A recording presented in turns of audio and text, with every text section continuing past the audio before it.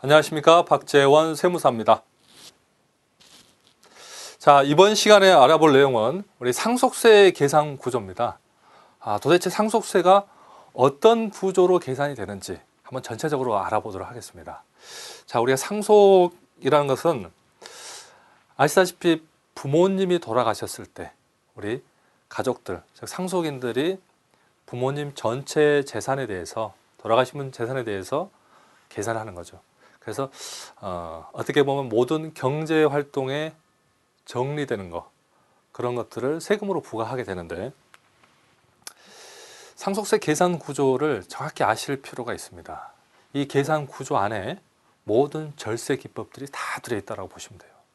즉 상속세라는 건 우리 세금 정할 때 상속세 누구한테 과세할 거냐, 어떻게 세금을 산출할 거냐, 세액은 어떻게 할 거냐, 누가 납부할 거냐를 정해놨습니다. 이 어떻게 안에서 내가 어떤 절세 방법을 사전에 준비할 수 있냐에 따라서 아주 절세 방법이 틀리다는 거죠. 자, 이제 구체적으로 상속세를 어떻게 계산하는지 하나 조목조목 한번 뜯어보도록 하겠습니다. 자, 본래 상속재산, 간조 상속재산, 추정 상속재산, 증여재산, 비과세 재산, 과세가액 불산입자산, 공과금 장래비 채무. 자, 본래 가지고 있는 재산에다가 뭘 엄청나게 더해서, 그리고 무슨 비용 같은 걸 빼고 상속세 과세 가액을 계산하는 겁니다. 자, 한번 그 내막들을 구체적으로 한번 볼게요. 본래 상속 재산이다 하면 원래 그분이 돌아가실 당시에 가지고 있는 재산입니다.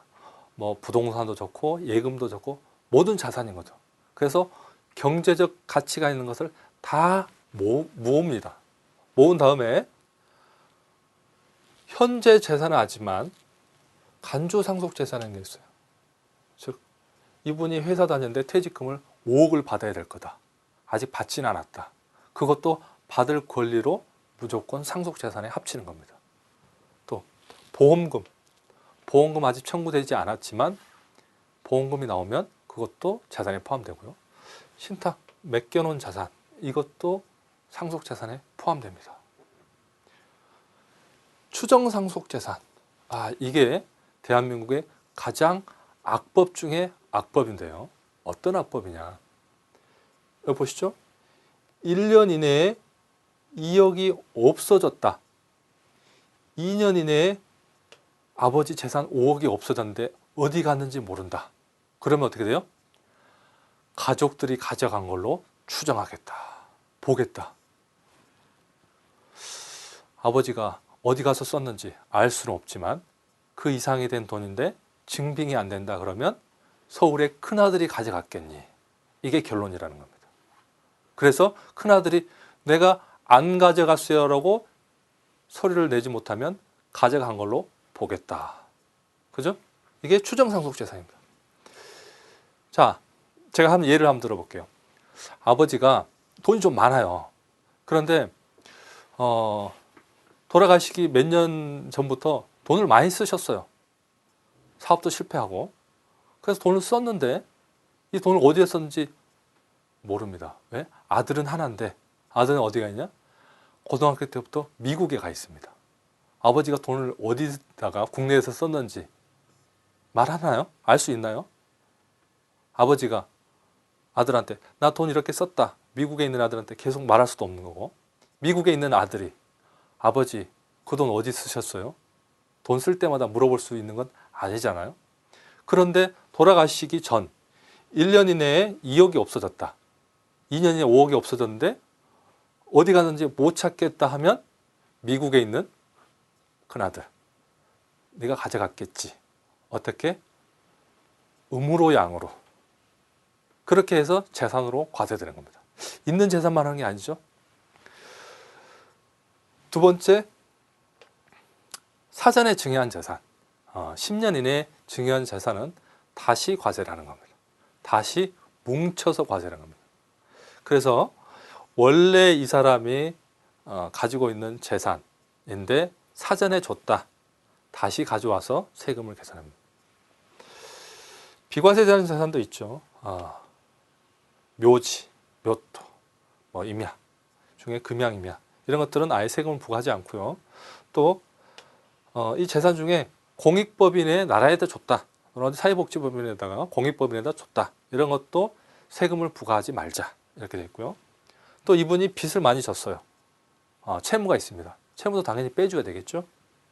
또 장례비 들어가는 거, 공과금, 아버지가 내야 될 세금을 안 냈다. 그 세금도 빼줘야 됩니다. 부채죠. 그래서 총 받아야 될 재산에서 줘야 될 금액을 뺀다는 거죠. 그래서 일반적으로 많이 우리가 오류하는 부분이 있는 재산은 다 우리가 알고 있어요. 대부분 다 조회를 할 수 있기 때문에. 그런데 사전에 없어진 재산이나 사전에 증여했던 재산 중에 10년 이내의 재산을 합치면 의외로 세금이 늘어날 수가 있습니다. 자, 이런 것들을 다 뭉쳐서 상속세 과세 계약으로 합니다. 자, 이 과세 계약에서 뭔가를 또 빼고 더하고 했겠죠.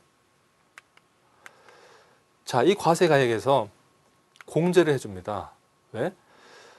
돌아가신 분이 평생에 걸쳐 모아온 재산인데 이 재산을 남은 가족들이 받게 됐을 때 다 세금으로 나가면 안 되겠죠. 기본적으로 생계를 유지하거나 또 모아온 재산에 대해서 유지할 수 있는 그런 것들은 공제를 해주는 겁니다. 그게 상속공제라는 거죠.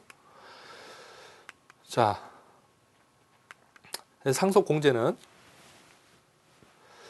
기초공제가 2억, 일괄공제라고 해서 5억을 해줍니다. 그리고 기타 인적공제라는 게 있어요. 자, 우리 기초공제가 2억 있고 일괄공제가 5억 있습니다. 이건 어떤 거냐? 기초공제는 기타 인적, 가족들 수에 따라서 공제를 해주는 게 있어요. 자, 그런데 그 공제가 5억에 미달한다. 그러면 다 따지지 말고 그거 됐고 5억을 공제를 해줍니다. 일괄해서. 두 번째, 배우자 공제. 그리고 금융재산 공제. 재해로 손실을 봤다. 최근 이씨가 지고 있는 가업상속 공제, 동거주택 상속 공제. 이런 공제들을 다 빼주는 거예요. 사회 취지에 맞게 빼주는 겁니다. 특히 배우자 공제는 배우자만 있으면 최소 5억에서 최대 30억까지 공제를 해주죠. 그래서 그냥 배우자가 있다라고 하면 어떻게 돼요? 자녀가 있고 배우자가 있다. 일괄 공제 5억에 배우자가 있으면 최소 5억을 공제해 주기 때문에 이렇든 저렇든 10억은 빼주는 겁니다. 네. 전체 아까 합산되는 재산, 채무 빼고 이 재산에서 배우자하고 가족이 있다라고 치면 얼마를 빼준다고요? 10억을 그냥 툭 빼준다고요. 그래서 이 상속세 과세 가액이 10억이 안 됐다. 그러면 세금 낼 게 없습니다. 네. 아버지가 남겨놓은 재산 이것저것 해서 10억이 안 됐다. 세금 자체가 없는 거죠. 15억이다. 그러면 여기서 기본적으로 일괄공제하고 배우자 공제인 10억을 빼줍니다. 남는 금액이 가지고 5억 가지고 세금을 낸다는 거죠.